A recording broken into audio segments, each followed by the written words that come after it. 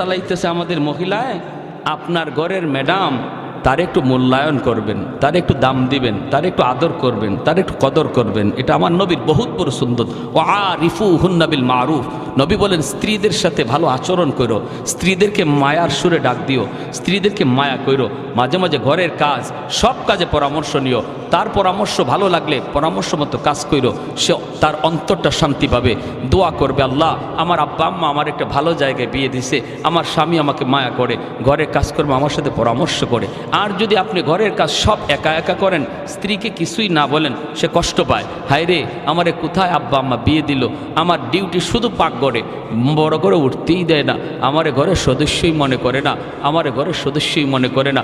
আপনি স্বামীর কোনো আচরণে স্ত্রী যদি কষ্ট পায় আর এক ফোঁটা চোখের পানি তার মাটিতে পড়ে, এটা আল্লাহর আদালতের ফাইলে জমা হয় এবং এই মামলা বড় জটিল মামলা। হাসরের মাঠে